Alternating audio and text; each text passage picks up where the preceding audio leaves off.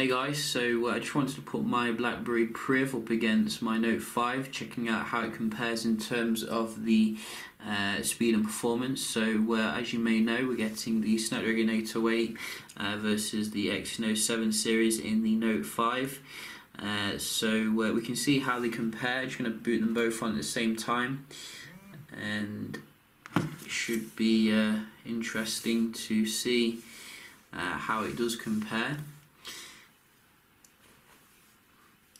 This is the Blackberry, now on Android.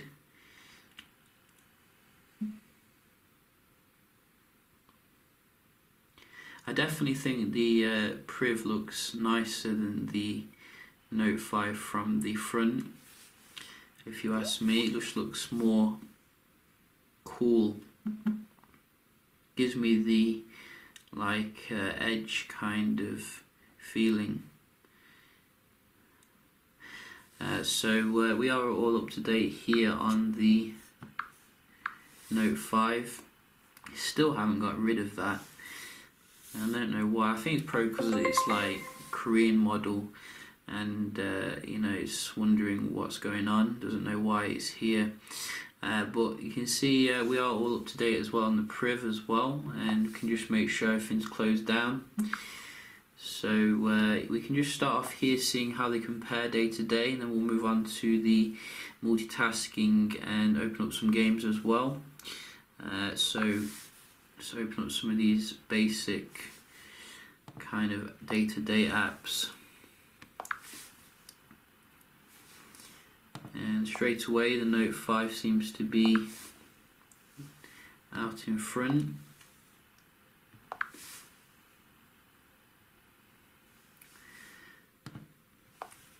And we do have the phones. Again, Note 5. Note 5 again. And your clock. Again, Note 5.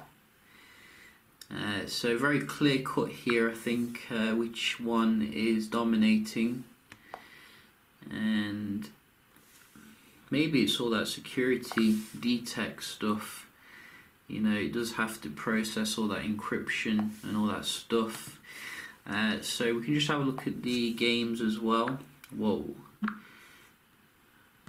Let's have a look at the game. See how it handles some GTA VC.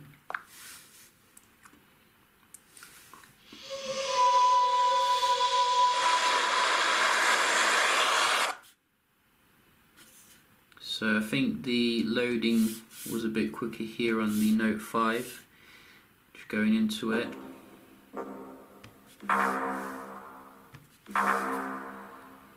Yeah, look at the power, Exynos.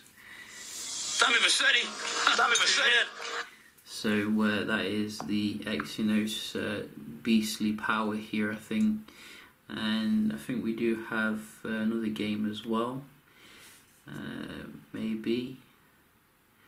How about our favourite GTA?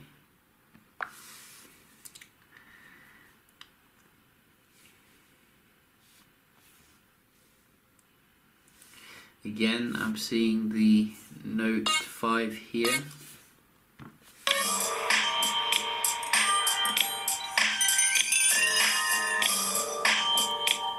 Oh no! So Priv doing well for GTSA. After 5 years on the East Coast. But it seems to be totally random when, you know, GTA loads. I don't really understand it. I think generally you can see the Note 5 is that little bit faster here. You know, it does have 4 gigs of RAM obviously as well to help it along. And we can have a look at the web browsing here, see how they compare. Obviously both come with nice mod cons when it comes to high-end phones. You know, the latest Wi-Fi support. And I think quite similar here. Maybe the Blackberry loaded this link a little bit faster, but it did fail to load a picture there on the page. So, Phone Arena. Go. So that looked like the Note 5 loaded the pictures a little bit faster. We will let them finish loading here. You can see the bar is nearly done on the Note 5, but sometimes it just doesn't get to the end, so I'm just going to hurry them up here. That was identical. GSM.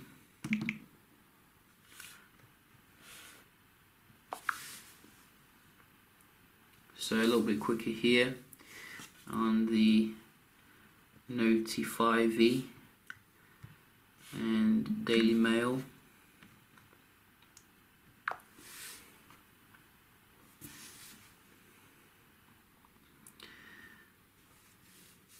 So both of them quite nice here, but I think the Note 5 did kind of load it a little bit faster here.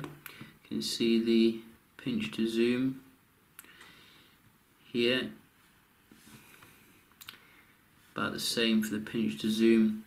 But I think generally, you know, I'm supporting the Note 5 when it comes to the web browsing.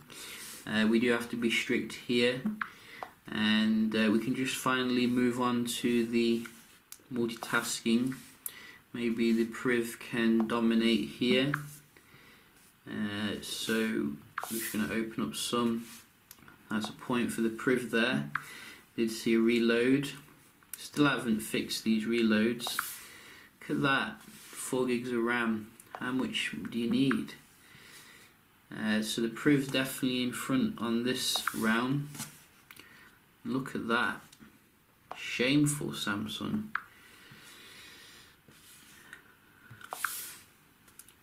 Similar for the dialer. Quite similar for the camera. Whoa.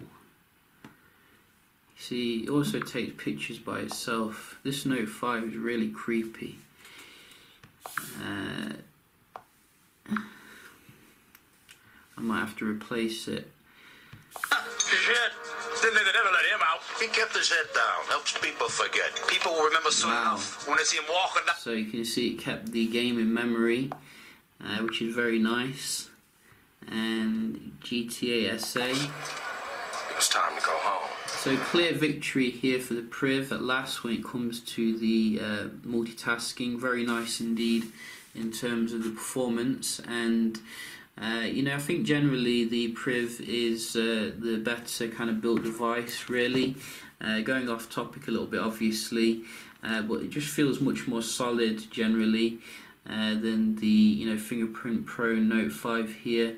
But nevertheless, you know, how do they compare in terms of the cameras? We can have a look. Obviously very nice high tech in terms of the cameras here. We're getting the 60 megapixel versus 18 megapixel, and obviously we can have a look at some of the samples here. So I'm probably just going to put them on your screen so you can have a look straight away instead of faffing.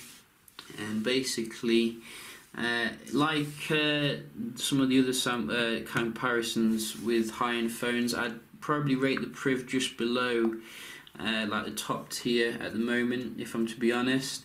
It does fantastic in comparison to previous models, but I think it doesn't quite compete with the top end, you know, Note 5 kind of level, as well as V10 as well. But you can have a look yourself. You know, it's your job to be the judge. I'm just trying to, you know, be as honest as I can here. You know, I think that you can easily swap, you know, your DSLR for like a Note 5 or V10 nowadays, and I'm very you know, thinking that we've reached a peak. In fact, it's not even 2015 anymore, it's 2016, so, you know, I think we're going to see some new tech in 2016. But, you know, I think the Blackberry will suit your needs nevertheless for a mobile camera, and at the end of the day, you know, it is geared more towards business kind of needs. So it does the job, but I wouldn't put it as strong as the Note 5. Really, it does very well though in terms of the low light, very comparable actually to the Note 5 really. You know, I didn't see too much of a difference in that particular aspect. I couldn't see a way to shoot widescreen mode though, so maybe you can't do that. You know, I think I did look in the settings. I think it's like Apple obviously coming with the 4:3 ratio. I do like the more widescreen ratio, which is more engaging, 16:9. But you can have a look as well at the video recording, see you know the comparison here.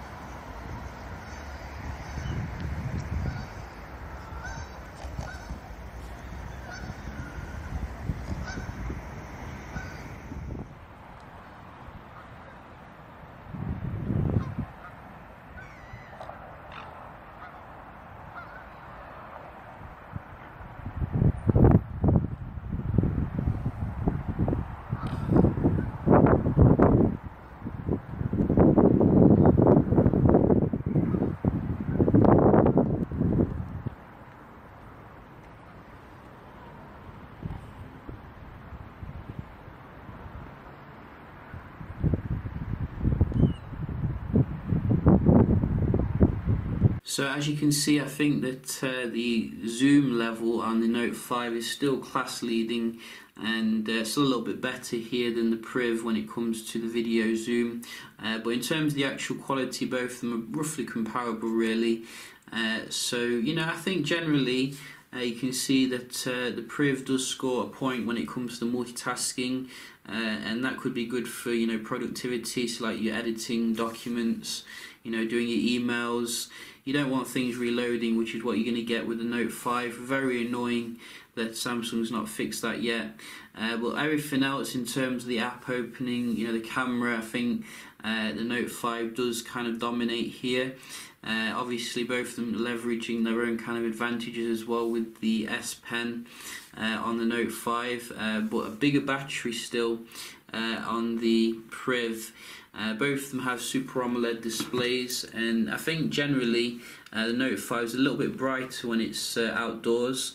I did notice, like, I could see the pictures a little bit more, but the Super AMOLED on the Priv is very good nevertheless, you know, very nice and contrasty, and I think it gives you a little bit more in terms of the customization as well of the actual colours in the settings, which is quite nice.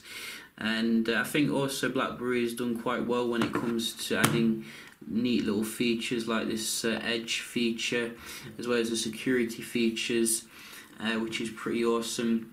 Front-facing speakers as well, and removable storage.